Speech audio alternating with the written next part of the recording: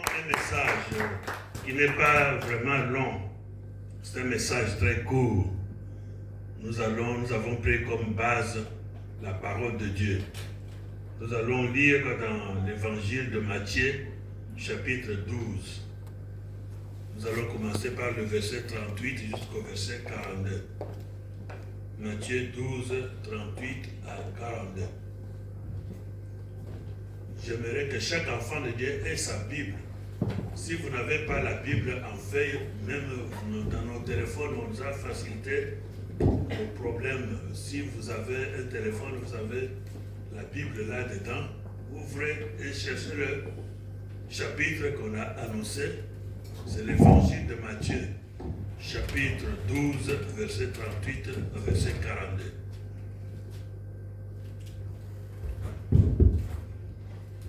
Matthieu 12, verset 38 à 42. Je lis pour la gloire de Dieu. Amen. Alors quelques-uns des scribes et des pharisiens prirent la parole et dirent, « Maître, nous voudrions devoir faire un miracle. » Il leur répondit, « Une génération méchante et adultère demande un miracle. Il ne lui sera donné d'autre miracle que celui du prophète Jonas. Car de même que Jonas fut 3 jours et 3 nuits dans le ventre d'un poisson, de même le Fils de l'homme sera 3 jours et 3 nuits dans le sein de la terre. Les hommes de Ninive se lèveront au jour du jugement avec cette génération et la condamneront parce qu'ils se repentirent à la prédication de Jonas. Et voici, il y a ici plus que Jonas.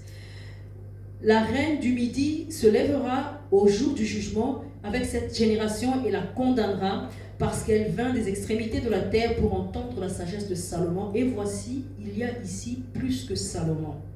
Amen. Amen. Amen. Amen. Vous pouvez prendre place.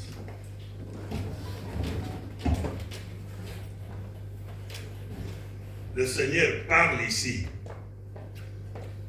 Il utilise un passage du message du prophète Jonas. Parce que Seigneur Jésus savait à quel peuple il s'adressait. C'était aux enfants d'Israël. Jonas était un prophète, un fils d'Israël, qui parlait de Dieu. Donc que tout le monde connaissait. Tout le monde connaissait cette histoire de Jonas, ce qui lui était arrivé. Dieu l'avait envoyé dans une mission. Mais comme les Juifs prenaient Dieu comme leur bien privé, il a eu un cœur peut-être de jalousie en lui de ne pas aller annoncer la bonne nouvelle de leur Dieu à une nation qui n'était pas une nation juive. Il a voulu maintenant prendre une autre direction. Il a désobéi à la parole de Dieu. Mais quand nous rentrons dans la Bible, dans l'histoire des gens que Dieu a appelés,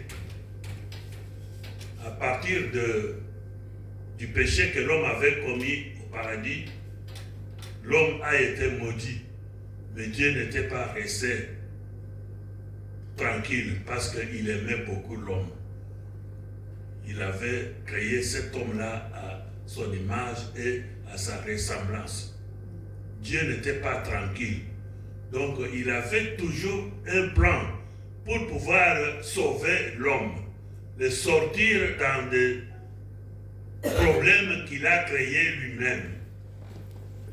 C'est ainsi que Dieu avait choisi Noé. Il lui a donné des instructions afin de construire une arche, afin que Noé soit sauvé. Parce qu'il y avait une méchanceté sur la terre incroyable.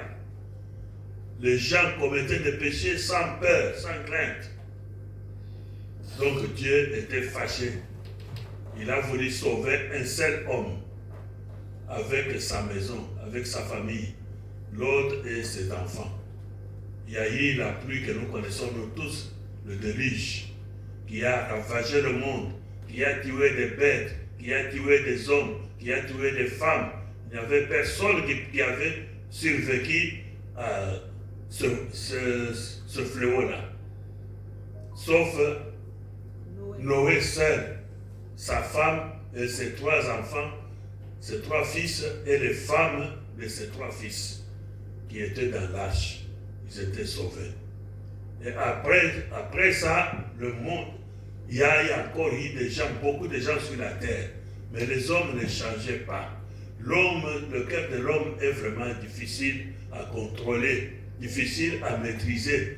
Ils se sont encore mis à pécher, à faire des choses impossibles. C'est ainsi que Dieu voulait toujours sauver l'humanité, sauver l'homme qu'il avait créé à son image et à sa ressemblance. Il a choisi un homme. Cet homme-là, c'est Abraham. Il lui a dit de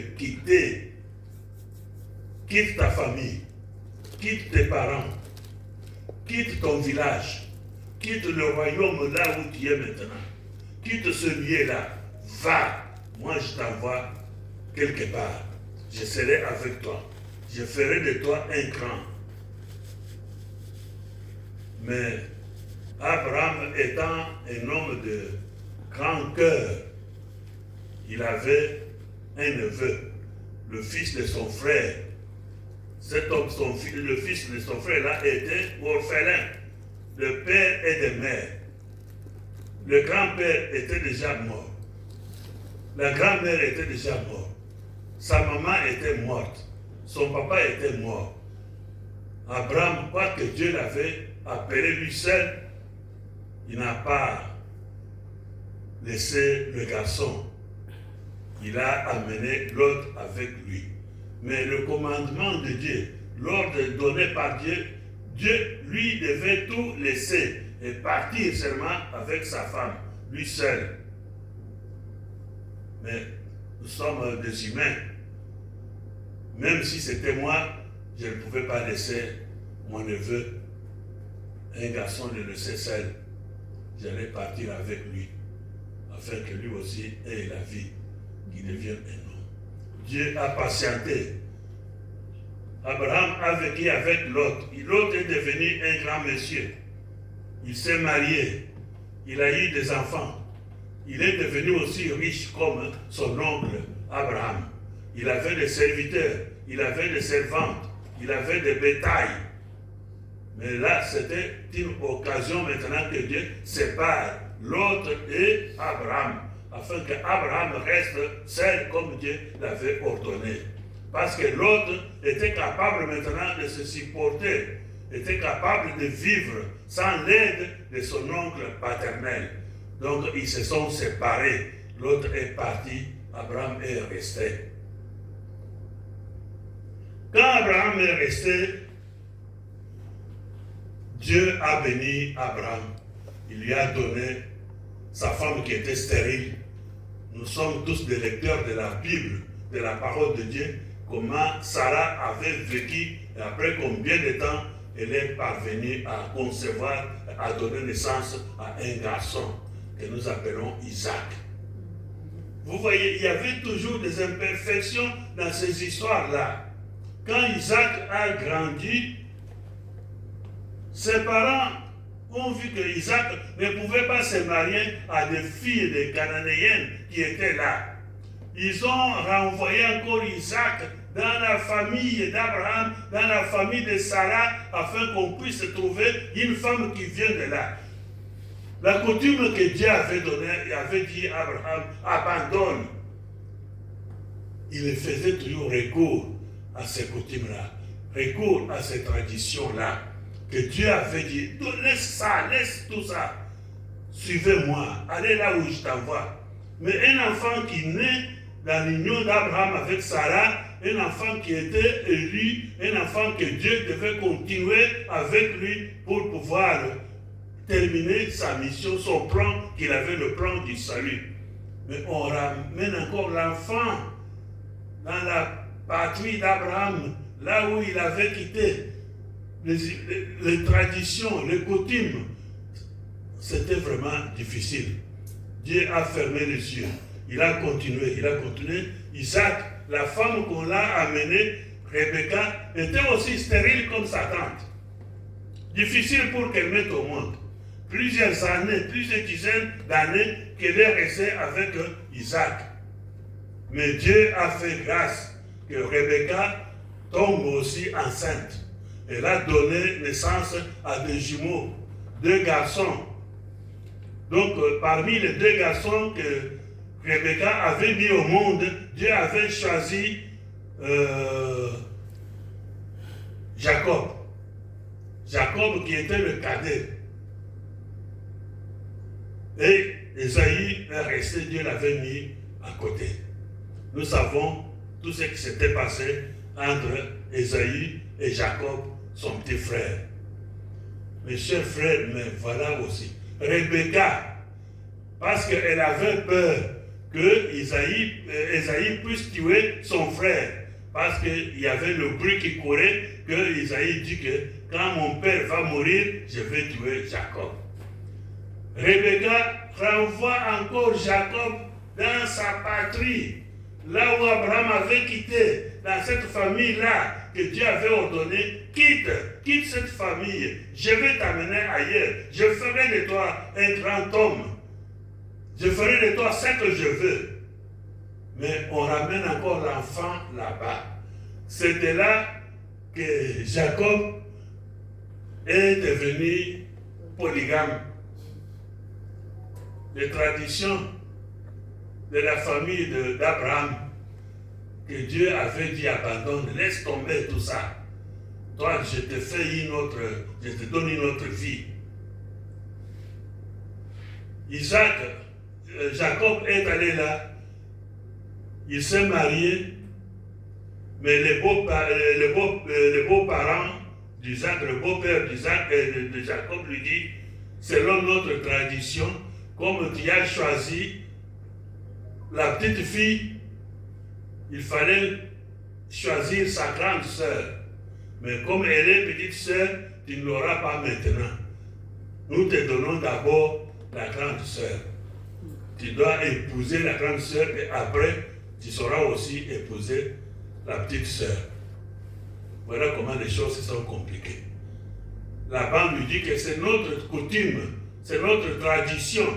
Et pourtant, ce sont ces coutumes-là, ce sont ces traditions-là que Dieu avait ordonné à l'homme de quitter et d'abandonner. On ramène encore les enfants qui naissent, l'enfant que Dieu avait choisi pour qu'il puisse continuer avec le nom de l'Éternel Dieu, pour que Dieu arrive à accomplir son plan qu'il avait pour le salut. Alléluia. Amen.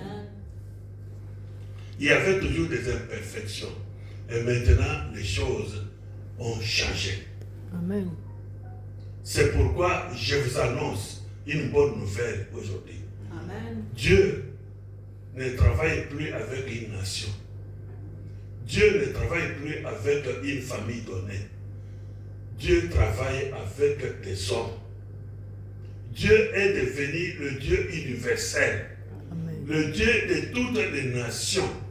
Le Dieu de toutes les races. Amen. Le Dieu de toutes les langues. Amen.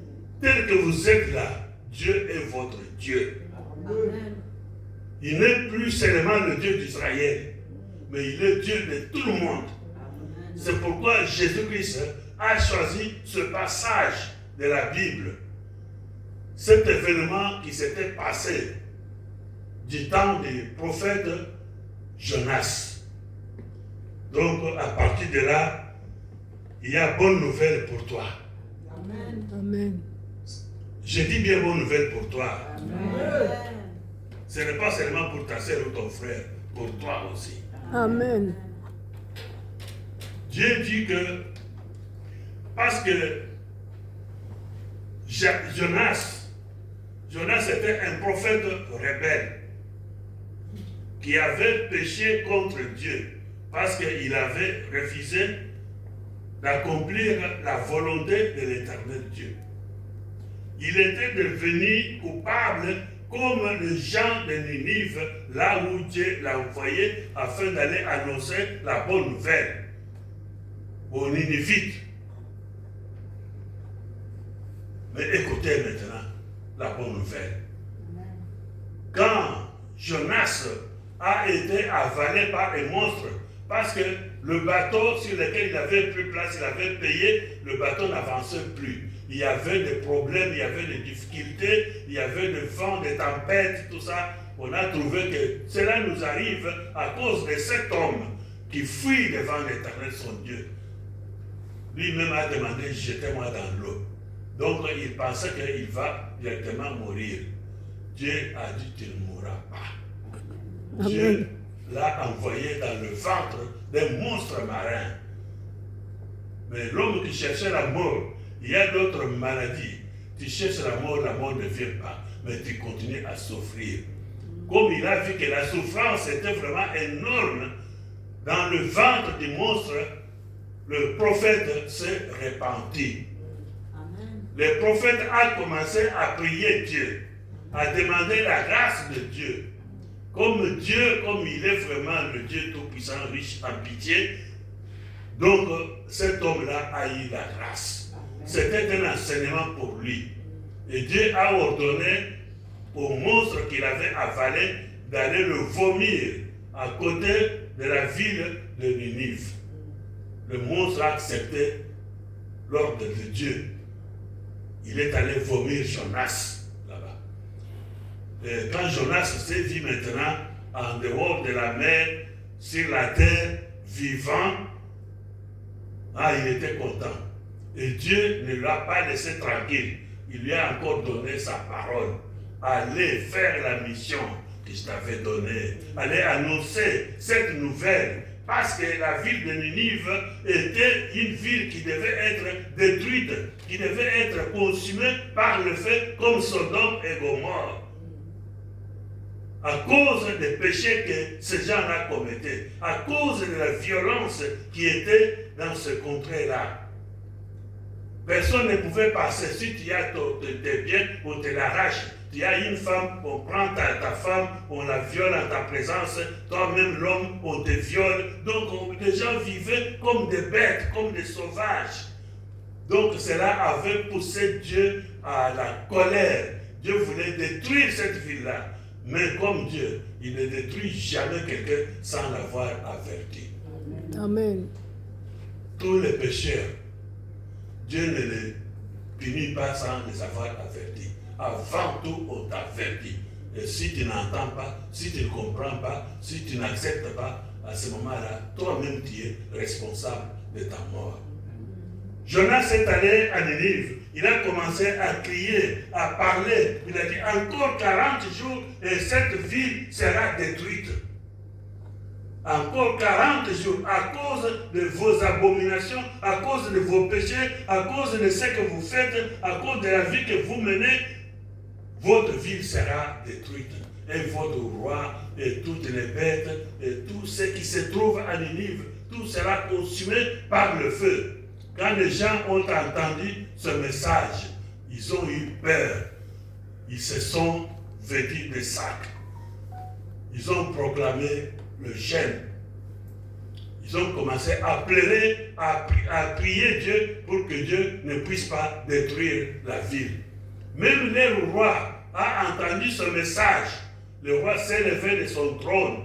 Le roi a enlevé son manteau royal. Le roi s'est vêtu de sacs. Le roi s'est couché aussi par terre, dans la poussière, pour s'humilier devant l'Éternel Dieu. A donné l'ordre que même les bêtes de Ninive ne pouvaient pas manger. Personne ne pouvait pas manger, personne ne pouvait pas boire. Pour s'humilier devant l'Éternel Dieu. Du haut des cieux, Dieu a vu la repentance de ce peuple-là. Et Dieu s'est repenti. Il n'a pas envoyé le feu pour détruire Ninive. Et Ninive a été sauvé. Alléluia. Amen. C'est pourquoi Jésus, quand il parlait aux enfants d'Israël, il a pris cet exemple des Ninivites. Il a dit, ce peuple ici, le jour du jugement, les gens de Ninive vont ressusciter et ils vont vous accuser, ils vont vous condamner parce que Et quand ils ont entendu la parole de Dieu, ils se sont convertis, ils ont été sauvés. Mais vous n'avez pas, vous avez vu des miracles, vous connaissez Dieu, vous entendez des messages, mais vous ne vous repentez pas, vous restez toujours catégorique à votre connaissance erronée. Et vous ne changez pas. Mais Dieu, Jésus, voulait maintenant glorifier les Ninivites, un peuple qui n'était pas un peuple d'Israël, un peuple étranger qu'on appelait des païens, un peuple sans Dieu. Il dit que ce peuple-là va se réveiller, sera ressuscité pour votre condamnation. Mais il a dit que voici ici, il y a plus grand que Jonas. Donc Jonas, un homme, a parlé et les gens ont écouté et les gens ont été sauvés. Quand il dit ici, il y a plus grand que Jonas, donc c'est lui, Jésus-Christ. Il a dit que lui, c'était le Dieu en personne qui était venu en Israël pour leur parler afin qu'ils aient la vie, qu'ils aient le salut, qu'ils soient sauvés. Mais ils n'écoutaient pas. Ils n'écoutaient pas. C'est pourquoi Dieu a vraiment, Jésus a élevé le Nénivite, ces gens-là qui s'étaient répandus. La vie dépend maintenant de la repentance. Quel que soit le péché que tu as commis, je ne connais pas ta situation, je ne connais pas le problème que tu as, je ne connais pas les pensées de ton cœur, je ne connais pas ce que tu avais fait. Mais ce que tu as fait était contre la parole de Dieu, était contre la volonté de Dieu. Dieu te demande aujourd'hui de pouvoir te repentir. De pouvoir maintenant changer ta façon de vivre. De chercher la face de Dieu. De chercher la volonté de Dieu. Celui qui vient à l'éternel Dieu, c'est un homme ou c'est une femme qui s'efface, qui s'oublie, qui prend seulement la volonté de Dieu. Qui accomplit la volonté de Dieu. Ce n'est pas ta volonté à toi. La volonté de l'homme, c'est une volonté pourrie. Les pensées de l'homme ne sont pas comme les pensées de Dieu. Alléluia. Amen. Dieu parle aussi. Jésus a pris l'exemple de cette femme, la reine de Saba. Cette femme avait entendu la gloire du roi Salomon, la sagesse qu'avait le roi Salomon, le jugement que le roi Salomon avait rendu pendant qu'il y avait des femmes qui se disputaient l'enfant. Celle qui avait tué son enfant, il s'est emparé de l'enfant qui était resté vivant. L'enfant de sa voisine disait que son enfant qui est resté vivant. Mais la voisine connaissait aussi son fils. Il a dit non, ça c'est mon enfant. Il y avait des disputes devant le roi. Comment on pouvait trancher cela? Le roi a demandé une épée. Il s'est assis sur son trône. Il a dit venez avec cet enfant-là, le fils qui est resté vivant. Nous allons le couper en deux, afin que chacune de ces deux femmes prenne une moitié. La femme qui avait volé l'enfant, il dit oui, il faut qu'on coupe cet enfant. Puis sinon, c'est tout ça gagné.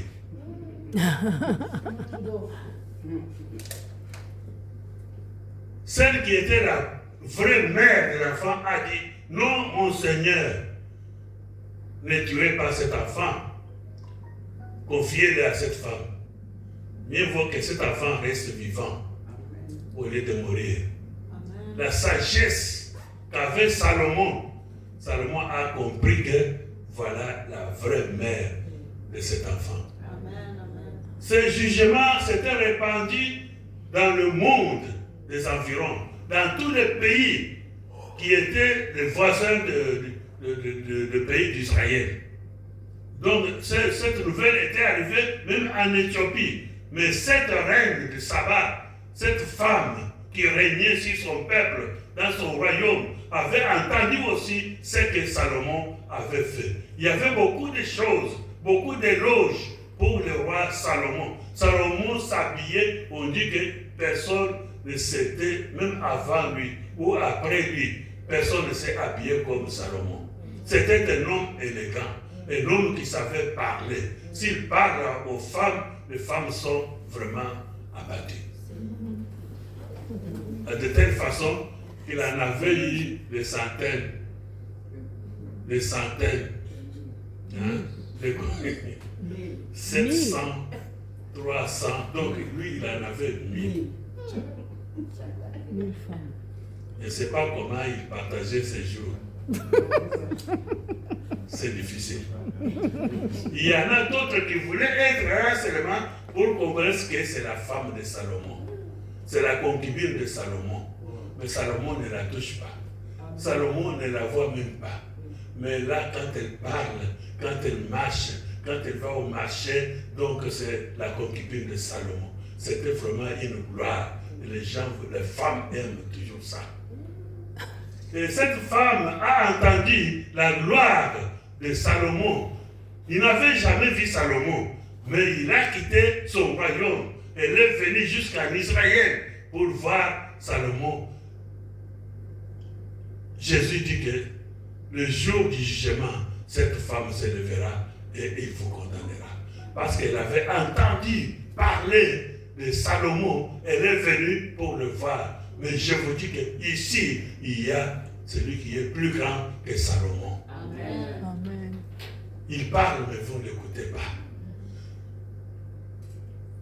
Cet évangile de la repentance, ce n'est pas Jésus qui l'avait commencé. C'est Jean-Baptiste qui avait commencé le ministère, l'évangile de la repentance.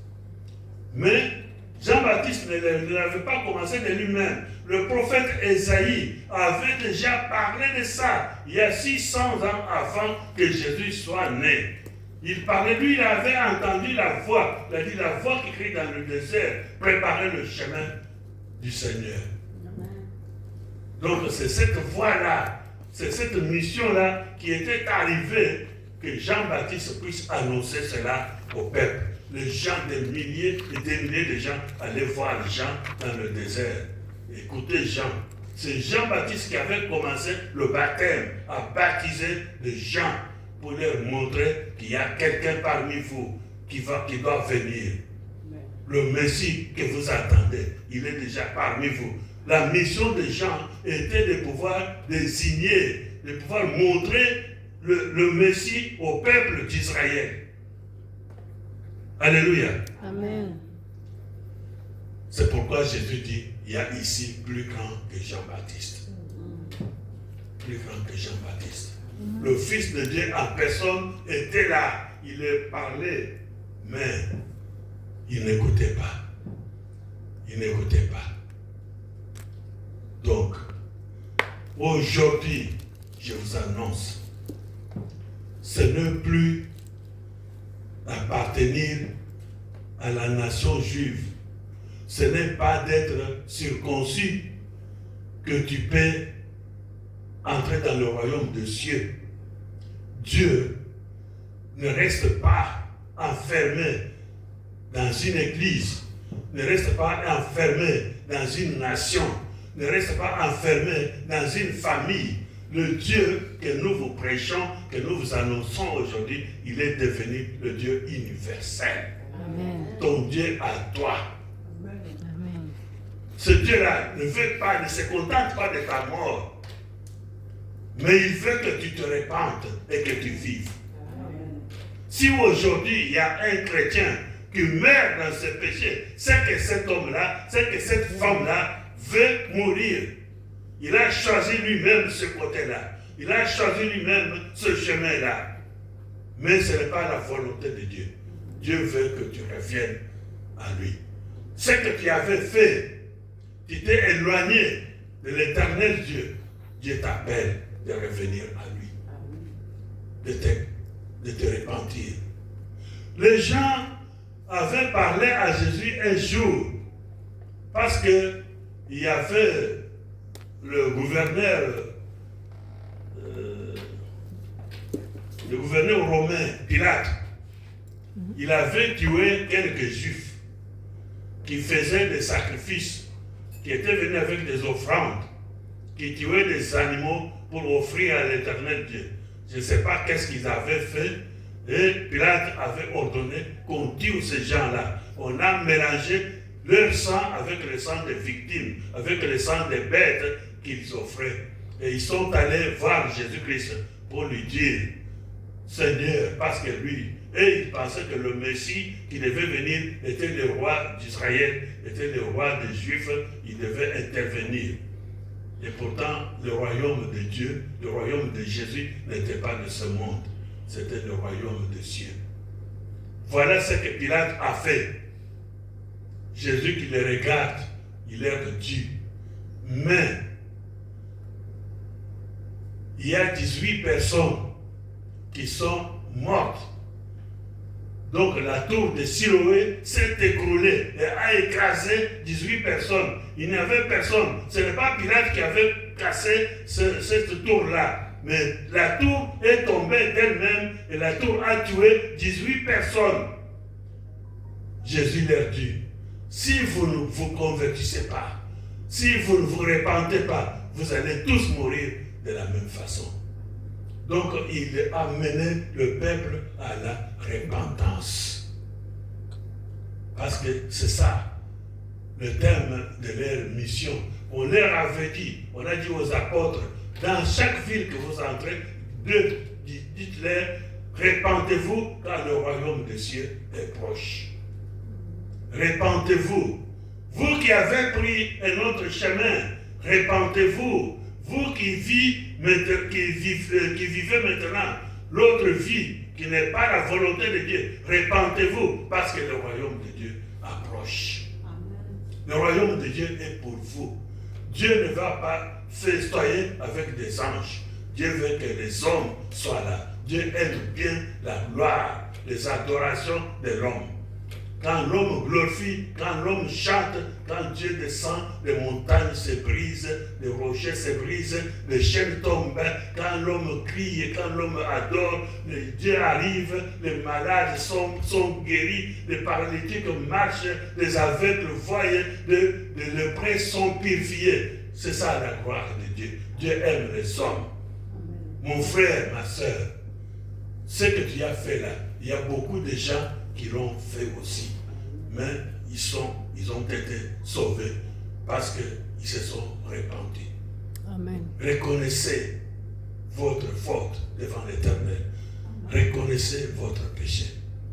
C'est ça qu'on appelle l'obéissance. Dieu n'aime pas les offrandes. Dieu n'aime pas des sacrifices. Que tu vas donner des sacrifices pour être sauvé. Non. C'est votre cœur que Dieu a besoin. La mission de Jean-Baptiste était de retourner le cœur des enfants vers leur père. Donc le cœur des enfants d'Israël, les retourner vers leur Dieu, qu'ils croient en Dieu, qu'ils acceptent leur Dieu. C'est ça que Dieu avait, c'est ça le plan de Dieu. C'est pourquoi Dieu avait choisi Israël comme son peuple, afin que quand le Messie va venir, tout le monde, toute la terre, apprendra l'histoire d'Israël et il saura bien que Jésus-Christ était le Fils de Dieu qui était promis, comme nous le croyons, toi et moi. Amen. C'est à partir de cette vie-là. C'est pourquoi Dieu avait choisi Abraham, il avait choisi Isaac, il avait choisi Jacob, pour pouvoir envoyer l'enfant de Dieu, le sauveur du monde. Mais ce sauveur-là n'était pas uniquement pour le peuple d'Israël, mais ce sauveur-là était pour tous ceux qui sont nés de femmes, tous ceux qui vivent sur la terre. C'était pour eux, c'est pour vous aussi. Cette bonne nouvelle est pour vous. N'endurcissez pas vos cœurs. La parole nous dit qu'aujourd'hui, si vous entendez sa voix, n'endurcissez pas vos cœurs. C'est le jour du salut, c'est aujourd'hui. Amen. Tu connais ta situation. Le cœur de l'homme est vraiment perturbé. La chair a ses faiblesses. Mais Dieu aime la chair. Dieu veut laver la chair. Dieu veut convertir la chair. Parce que Dieu veut utiliser la chair. Si Dieu veut parler aux hommes, ce n'est pas un ange qui va vous parler. Ce n'est pas un esprit qui va vous parler, mais c'est un homme, c'est une personne qui doit se tenir devant vous, qui doit vous parler. Parce que Dieu a tant aimé le monde qu'il a donné son Fils unique, afin que quiconque croit à lui ne périsse point, mais qu'il ait la vie éternelle. Amen. Tel que vous êtes là, vous êtes vraiment des personnes que Dieu a aimées, que Dieu a tant aimées. Amen. Malgré vos faiblesses, Dieu connaît que tu es faible. Ce que tu as fait. Quand Jonas avait l'intention de fuir, Dieu le savait. Dieu savait ce qui était en Jonas. Mais parce que malgré qu'il a été déjà avalé, qu'il était déjà attrapé, même Satan qui t'a déjà eu, même des sorciers qui t'ont déjà eu, qui pensent que le lendemain ou le jour suivant, ils vont t'égorger, ils vont faire de toi tout ce qu'ils veulent. Aujourd'hui, si toi tu t'agenouilles comme Jonas, si tu invoques l'éternel Dieu, si tu invoques Jésus-Christ, tu invoques le sang de Jésus, tu demandes le pardon de tout ton cœur, du haut des cieux, Jésus entend, le ciel entend, et tu seras vomi. Celui qui t'a enfermé, il ira chercher dans l'endroit où il t'avait laissé, il ne trouvera personne. Amen. Il ne trouvera personne. Parce que les chaînes sont tombées, les portes sont brisées, les prisons sont ouvertes. Sortez, sortez, évadez-vous, allez chez vous, rentrez dans la vie, mais menez une vie normale. Mettez en pratique la volonté de votre Père. Vous ne vous appartenez pas, vous appartenez à Dieu. Ne faites pas comme Rebecca, ne faites pas comme Sarah qui a envoyé les enfants dans leurs coutumes, les coutumes déjà péries, les coutumes déjà abandonnées, les coutumes déjà condamnées. Nous, tels que vous êtes là, vous êtes de nouvelles créatures. Vous n'êtes pas de ce monde. Vous vivez dans le monde, mais vous n'êtes pas du monde. Amen. Dit Jésus-Christ à ses disciples. Donc, si cette parole trouve place dans votre cœur, sachez bien que vous êtes une personne bénie. Amen. Dieu t'aime. Amen. Dieu ne veut pas le péché, mais Dieu aime le pécheur. L'amour de Dieu pousse le pécheur à abandonner le péché, à se convertir. C'est ça. C'est ça. Si tu veux voir la gloire de Dieu, tu veux voir la grâce de Dieu, abandonne. Jésus-Christ est la lumière du monde. Il a dit que je suis le chemin, je suis la vie. Le chemin là, ce n'est pas le chemin qui amène dans l'enfer. Ce n'est pas le chemin qui amène tout droit contre le mur, mais c'est le chemin qui amène à la vie éternelle. C'est le chemin qui amène au royaume des cieux. Si tu marches sur ce chemin-là, tu ne te perdras pas. Amen. C'est pourquoi ceux qui ont crié en Jésus-Christ, ils disaient, même si je marche dans l'ombre de la mort, je ne crains rien. Amen.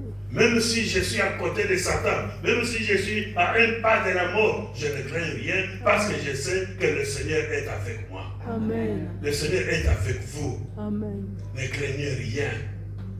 Si tu t'es éloigné, reviens. Reviens, la porte de Dieu est toujours ouverte. Ses bras sont tendus vers toi pour t'accueillir, pour te reprendre, pour te récupérer. Les messagers viennent vers toi. La parole de Dieu vient vers toi. On t'appelle, n'endurcis pas ton cœur.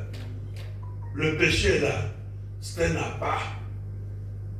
C'est une corde, c'est une chaîne que l'ennemi veut te lier. Cette vie-là, qui ne glorifie pas Dieu, il va t'amener dans des souffrances éternelles. Alléluia. Amen. Ne soyez pas ces jours-là que Jésus vous dise que les Nénivites vont vous condamner. Parce que eux, quand ils ont entendu la parole, ils se sont répandus. La même parole t'est adressée aujourd'hui. Répands-toi. Amen. Les gens resteront, ceux qui te connaissent, resteront avec les anciennes images.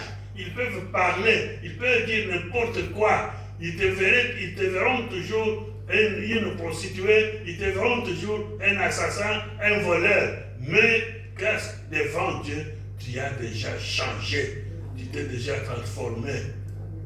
Les voleurs qui sont venus à Jésus-Christ ont été lavés, ont été purifiés, ils sont devenus des saints. Les prostituées qui sont venues à Jésus-Christ, ils sont venus des saintes femmes. Alléluia. Amen. Dieu n'est pas, il ne change pas. Il est toujours le même. Ce qu'il avait fait pour d'autres pécheurs, il le fait aussi pour nous. Amen. Il le fait aussi pour nous. Vous voyez, Jonas, c'est un homme qui parlait avec un prophète de l'éternel Dieu. Mais il est tombé. Il est tombé loin de Dieu. Mais toi aussi, ce n'est pas qu'on dit que tu es plus mauvais. Non. Parce que Jésus avait demandé à ces gens-là, est-ce que ces gens qui sont morts, qui sont tués par la colonne de Siloé, est-ce qu'ils sont plus pécheurs que vous? Les gens que le gouverneur Pilate a tués, est-ce que vous pensez qu'ils sont plus pécheurs que vous? Si vous ne vous repentez pas, sachez que vous allez connaître le même sort et vous allez mourir vous tous. Mais Dieu ne veut pas que vous mouriez. Dieu veut que vous viviez. C'est pourquoi il vous a adressé ce message. Amen. Réfléchissez bien. Dieu vous parle. Ce n'est pas moi. C'est la parole de Dieu. C'est la parole de Jésus-Christ. C'est Jésus-Christ qui vous aime. C'est Jésus-Christ qui vous a créé. C'est Jésus-Christ qui vous a sauvé. C'est Jésus-Christ qui s'est donné, qui a répandu son sang. Ce n'est pas mon sang, moi. Ce n'est pas mon corps à moi. Mais c'est le corps de Jésus-Christ qui a été donné à votre place, afin que vous ayez la vie, afin que vous soyez contents, afin que vous brillez comme des étoiles ces jours-là, que vous soyez autour de la table dans le royaume des cieux. Que Dieu vous bénisse. Amen.